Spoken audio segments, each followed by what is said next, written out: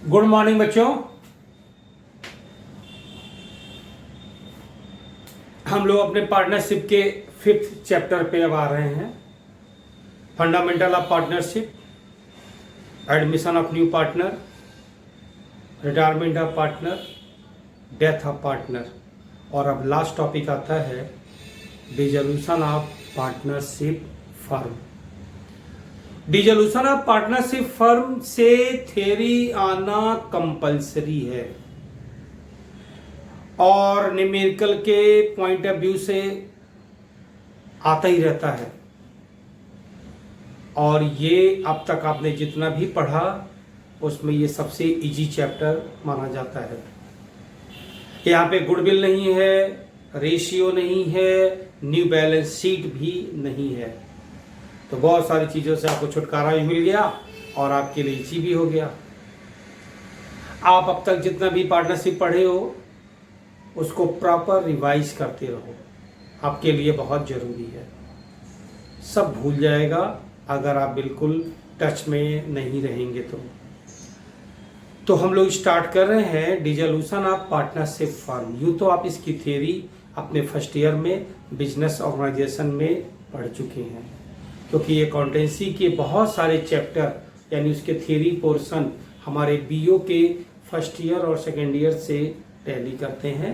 और सही भी है, बिजनेस हुआ फिर अकाउंटेंसी आई, तो जाहिर सी बात है जब कोई पार्टनर एडमिट होता है, जब कोई पार्टनर रिटायर होता है, जब कोई पार्टनर की डेथ हो जाती है तो पार्टनरशिप डीड जरूर चेंज होती है।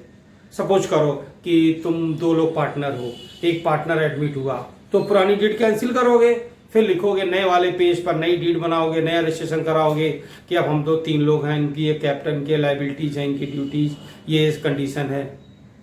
अगर आप 3 पार्टनर हैं, एक पार्टनर रिटायर हो गया तो 2 बच गए, तो फिर से डीड बनाओगे, अब हम लोग 2 ही पार्टनर हैं। तो किसी के आने से, किसी के जाने से, किसी की डेथ हो जाने से जो सारे रूल्स रेगुलेशन होते हैं वो फिर एग्जिस्टिंग पार्टनर जो बच जाते हैं, जो रिमेनिंग होते हैं, वो चेंज करते हैं तो डीड चेंज हो जाती है। और जब जब डीड चेंज होती है तो पार्टनरशिप डिसॉल्व होती है। यानी इनडायरेक्टली तुम कह सकते हो कि तुमने एडमिशन रिटायरमेंट डेथ पढ़ा तो तुमने पार्टनरशिप डिसॉल्व पढ़ा। कोई पार्टनर आया, कोई पार्टनर गया, कोई पार्टनर की डेथ हो गई, लेकिन जब सारे पार्टनर एक साथ काम करना बंद कर देते हैं तो पार्टनरशिप फर्म डिसॉल्व होती है। यानी कि मेन डिफरेंस है पार्टनरशिप के डिसॉल्व में और पार्टनरशिप फर्म के डिसॉल्व में। जब कोई पार्टनर इनकमिंग हो, आउटगोइंग हो, डेथ हो जाए तो पार्टनरशिप डिसॉल्व होती है। इसका मतलब फर्म चल रही है, फर्म नहीं बंद हो रही है, लेकिन सारे लोग अगर काम करना बंद कर दे तो फर्म बंद हो जाएगी। तो क्वेश्चन अराइज होता है कि पार्टनरशिप फर्म डिसॉल्व क्यों हो जाती है, सब लोग ऐसा क्यों सोच लेते हैं। हो सकता है उन लोग का आपस में डिस्प्यूट हो रहा हो, नहीं चल रहा हो, व्यवहार अच्छा नहीं हो सकता है उनका बिजनेस इलीगल हो चुका हो, गैर कानूनी हो गया हो, कोर्ट का ऑर्डर आ गया हो कि फर्म को बंद कर दीजिए, कोई पार्टनर उसमें पागल हो गया हो, कोई पार्टनर जाके कोर्ट में कोई सूट वो दाखिल कर दिया कि ये फर्म अच्छा काम नहीं कर रही है और हम इसमें काम नहीं कर रहे हैं, फर्म को बंद कर दिया जाए, या उनका जो है रजिस्ट्रेशन ही उस समय हुआ हो एक ऑप्शनल टाइमिंग के हिसाब से, एक लिमिटेड टाइम के हिसाब से, कोई भी रूल से। तो एक थ्योरी तो ये आपकी बनती है कि पार्टनरशिप फर्म और पार्टनरशिप के डिसोल्यूशन में क्या डिफरेंस है। दूसरी थ्योरी बनती है कि पार्टनरशिप फर्म के डिसॉल्व होने के कौन कौन से मेथड होते हैं, कौन कौन सी कंडीशन होती है। आपको थ्योरी का भी पीडीएफ इस वीडियो के साथ मिलेगा और उस थ्योरी को आप अपने फेयर कॉपी में जरूर नोट करेंगे, क्योंकि न्यूमेरिकल आए या नहीं आए इसकी थ्योरी 100% 101% कंपल्सरी है, मल्टीपल में भी और 2 या 5 नंबर में भी, मे बी 10 मार्क्स में भी आ सकता है अगर बड़ी थ्योरी आई। और इसकी थ्योरी भी बहुत ईजी है। मैं आपको एक डेफिनेशन दिखा दे रहा हूं बुक में कि पार्टनरशिप फर्म और पार्टनरशिप के डिसॉल्व होने में बेसिक डिफरेंस क्या है। ध्यान से सुनिए, सुनिए नहीं देख ही लीजिए। देखिए लिखा है Indian partnership act makes distinction between dissolution of partnership and dissolution of partnership firm. Dissolution of partnership means termination of the old partnership agreement and a reconstruction of the firm due to admission, retirement, death. Dissolution of partnership may or may not result into closing down of the business, as the remaining partner may agree to carry on business under a new agreement. Dissolution of partnership firm का मतलब क्या होता है? That the firm closed down its business and comes to an end. On the dissolution of the firm, the assets of the firm are sold and liabilities are paid off, and out of the remaining amount, the accounts of partners are settled. Thus, in case of dissolution of partnership, the firm may continue. It does not mean the dissolution of firm, but in case of dissolution of firm, the partnership is automatically dissolved. तो आप समझ सकते हैं कि जब firm dissolve हो गई तो इसका मतलब पार्टनरशिप खत्म हो गई, कोई बचा ही नहीं। लेकिन किसी के एडमिशन, रिटायरमेंट, डेथ होने पर अगर फर्म डिजॉल्व होती है तो फर्म नहीं डिजॉल्व होती है, वो पार्टनरशिप डिजॉल्व होती है। इसका मतलब फर्म चलता रहेगा। तो ये एक डिफरेंस हो गया। आगे आपको डिफरेंस कॉलम बना के लिखना होगा, आपको मिल जाएगा थ्योरी। तो आपको एक पीडीएफ फाइल मिलेगी इस वीडियो के साथ में, आप उसको जरूर फेयर पे नोट करेंगे। और एक मेथड्स उसका है, ये भी आपको, तो जो भी थ्योरी मिलेगी आप उसे नोट करेंगे। हम थोड़े से इसके न्यूमेरिकल पोर्शन की अब बात करते हैं। देखो, जब तुम लोग वीडियो देखते हो तो नेट इश्यू होता होगा, कभी नेट चलता होगा, कभी नहीं चल पाता होगा, ये बात बिल्कुल सही है। तो आप एक टाइम देख लीजिए, समझिए कि जब आपका नेट आपके घर के समय पड़ता हो, सही आता हो आपके उस लोकेलिटी में, उसी समय आप ऑन कीजिए। या आपका नेट सही चल रहा है, नहीं चल रहा है, घर में किसी भी सेटल करके वाईफाई ले सकते हो, कैसे भी कोशिश किया करो कि 15 मिनट तक नेट चलता रहे। अगर 15 मिनट तक नेट रुक के चला तो 20 मिनट मान लो, 25 मिनट मान लो। तो आप टाइम मैनेज करके उस हिसाब से उसको जरूर, कान में ईयरफोन लगा लोगे, बेहतर आवाज आएगी और आप ध्यान से सुन सकोगे। जब आप रात में सोते हैं तो भी आप लेक्चर सुन सकते हैं मोबाइल से। जरूर सुना करो, मैं बार बार इस बात को बोल रहा हूं आपके फायदे के लिए कि आप इस लेक्चर को जरूर सुना करें। जब आपकी स्क्रीन पे क्वेश्चन सॉल्व होता हुआ दिखेगा तो भी कोई प्रॉब्लम नहीं है, आप उसको देख सकते हो। तो चलिए थोड़े से हम आगे बढ़ते हैं। जब फर्म डिसॉल्व होती है तो जो अकाउंट्स प्रिपेयर होते हैं वो क्या क्या होते हैं? First of all we prepare realisation account, partners capital account और कैश या बैंक अकाउंट और partners loan account. Partners capital वही है जो आप जानते हो, कैश अकाउंट कोई खास नहीं है। आपके लिए रियलाइजेशन सबसे मोस्ट एंड मोस्ट इंपॉर्टेंट है, क्योंकि अभी तक आप रीवैल्यूएशन बना रहे थे जिसमें एसेट्स और लायबिलिटीज को ट्रांसफर करते थे डिफरेंस वैल्यू के साथ। लेकिन अभी आप रियलाइजेशन अकाउंट बनाएंगे जो आपके लिए बिल्कुल न्यू है। और रियलाइजेशन अकाउंट अगर 10 मार्क्स का क्वेश्चन आता है तो 5 मार्क्स मिलते हैं, और कभी कभी 5 मार्क्स के केवल रियलाइजेशन अकाउंट ही बनाने के लिए आ जाते हैं। तो आप पूरा ध्यान दीजिए, रियलाइजेशन अकाउंट कैसे बनता है, हम इसका फॉर्मेट बना रहे हैं, आप उसको प्रॉपर अपने फेयर पे नोट करेंगे। ध्यान से देखिए।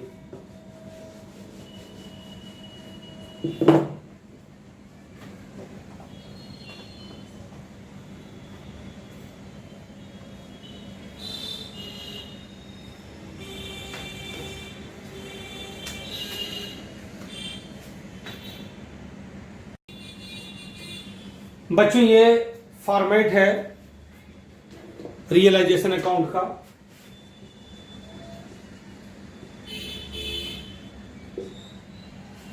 आप इसे अपने फेयर पे नोट करेंगे थ्योरी लिखने के बाद। 2 तरह की लायबिलिटी होती है, एक इंटरनल और एक एक्सटर्नल। इंटरनल लायबिलिटी होती है partners capital, partners loan, journal reserve. External liability होती है creditor, bills payable, bank loan, outstanding वगैरह वगैरह।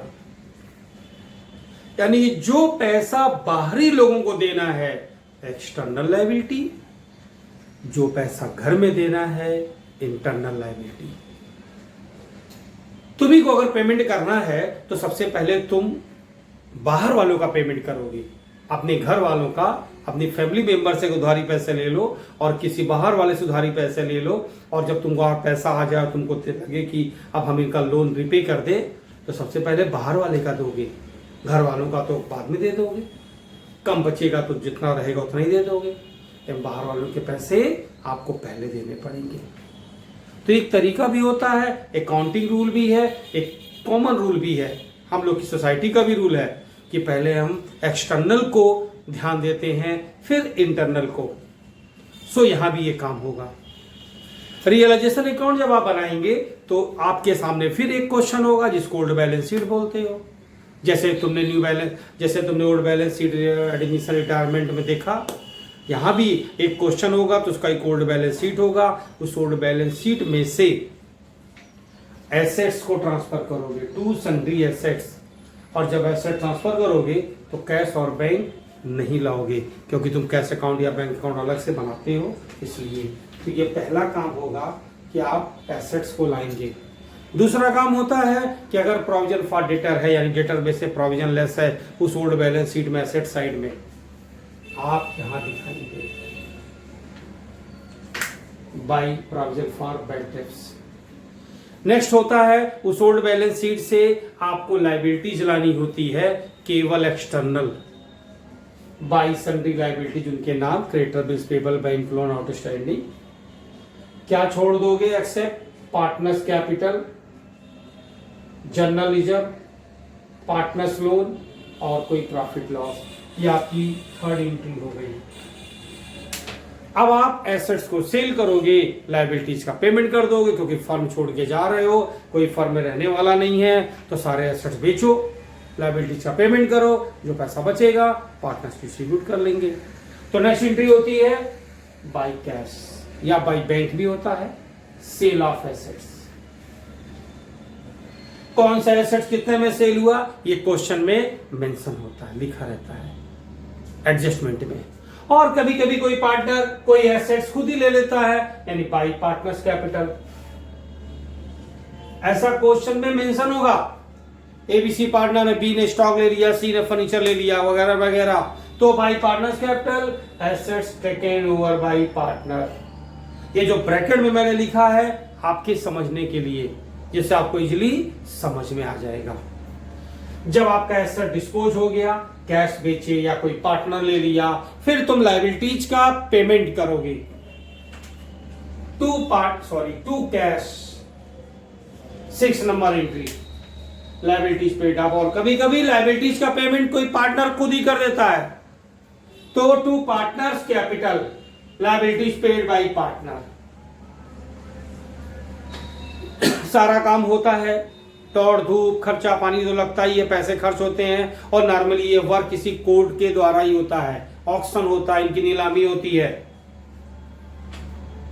Expense to cash, realisation expense, और कभी कभी कोई पार्टनर ही उस रियलाइजेशन एक्सपेंस का पेमेंट कर देता है, ऐसा क्वेश्चन में मेंशन होगा। अगर प्रॉफिट हुआ तो to profit transfer to partners capital, और अगर लॉस हुआ तो बाय लॉस। टोटल 11 एंट्रियां हैं, लेकिन 11 एंट्रियां एक साथ नहीं हो सकती हैं। अरे या तो प्रॉफिट या तो लॉस या तो प्रॉफिट होगा, तो 10 एंट्री तो हो गई। रियलाइजेशन एक्सपेंस या तो कैश पेमेंट होगा या कोई पार्टनर पेमेंट करेगा, तो अब 9 एंट्री बची। कोई जरूरी नहीं है कि कोई लायबिलिटीज का पेमेंट पार्टनर ही करे, कोई ऐसा जरूरी नहीं है कि क्वेश्चन में पीवीडी होता ही हो, कोई ऐसा जरूरी नहीं कि कोई एसेट्स का सेल या कोई एसेट्स पार्टनर्स कैपिटल ले ले। तो कुल मिला के 6-7 एंट्रियां हो जाती हैं रियलाइजेशन अकाउंट में। आपकी वुड बैलेंस शीट और एडजस्टमेंट के हेल्प से आप इसको बना सकते हो। तो ये आपके रियलाइजेशन अकाउंट का फॉर्मेट है। आप इसको ध्यान से कॉपी में साफ साफ नोट कर लोगे। आपको एक से पहले पीडीएफ मिलेगा, आप उसकी थ्योरी लिखोगे और ये लेक्चर सुनोगे तो रियलाइजेशन और जो भी चीज़ें हैं या डिसोल्यूशन ऑफ पार्टनरशिप फर्म का मतलब क्या हुआ या आपको फिर उसमें एक्सप्लेन होगा, आप उससे समझ सकते हैं। मैंने बताया है आपको 4 अकाउंट बनाना है। पहला रियलाइजेशन जो ये दिख रहा है, पार्टनर्स कैपिटल जैसे बनता था और सारी एंट्रियां यहीं से चली जाती हैं, और फिर कैश का बैंक अकाउंट, और कभी कभी अगर पार्टनर्स का लोन दिया हुआ है तो पार्टनर्स लोन अकाउंट बन जाता है। तो इस तरीके से मैक्सिमम 4 अकाउंट बन सकते हैं। यहाँ पे कोई भी बैलेंस शीट नहीं होता है, यहाँ पे कोई भी गुडविल का वैल्यूएशन डिस्ट्रीब्यूशन नहीं होता है, यहाँ पे कोई भी रेशियो की बात नहीं होती है। तो हम लोग नेक्स्ट टर्न पे इसके न्यूमेरिकल सॉल्व करेंगे, और अभी आप इस टॉपिक को समझ लेंगे तो आपके लिए बेहतर होगा। आपकी शुक्ला की बुक में डिसोल्यूशन के जितने क्वेश्चन हैं जब आप सॉल्व कर लेंगे तो इस लायक हो जाओगे कि आप उसे समझ सकोगे। और हम लोग सीबीएसई पैटर्न से क्वेश्चन यहाँ पे हम आपको सॉल्व करके बताते रहेंगे। थ्योरी का पोर्शन क्या क्या दिखाई देगा देख लो।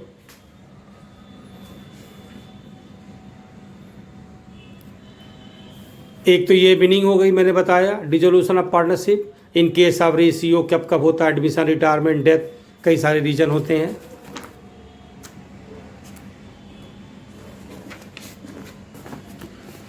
Dissolution of partnership firm, mode of dissolution of partnership firm, जिसमें इसे फर्स्ट ईयर में पढ़ करके भी आए हो, ये इसकी थियरी है। और ये distinction between dissolution of partnership and partnership firm, ये आपकी थियरी हो जाएगी। तो इस तरीके से इतनी सारी थियरियाँ आपको ध्यान देनी है। और देखिए ये भी लिखा हुआ है जो मैं आपको बता रहा था, according procedure of dissolution on dissolution of firm, realisation account, partners loan, partners capital और कैश अकाउंट। छोटा सा चैप्टर है, इजी सा चैप्टर है, आपको कोई दिक्कत नहीं आएगी और आप इसको सॉल्व करने में कैपेबल हो जाएंगे। तो इस तरीके से बच्चों हम लोग पहला क्वेश्चन लेंगे नेक्स्ट टर्न पे। अभी पहला क्वेश्चन सॉल्व होने के लायक नहीं है, टाइम ज़्यादा हो जाएगा।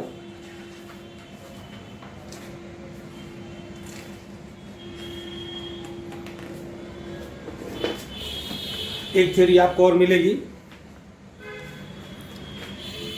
Distinction between revaluation account and realisation account. इसके 2 पॉइंट हैं, आप इसे भी नोट कर लेंगे अपनी कॉपी पे।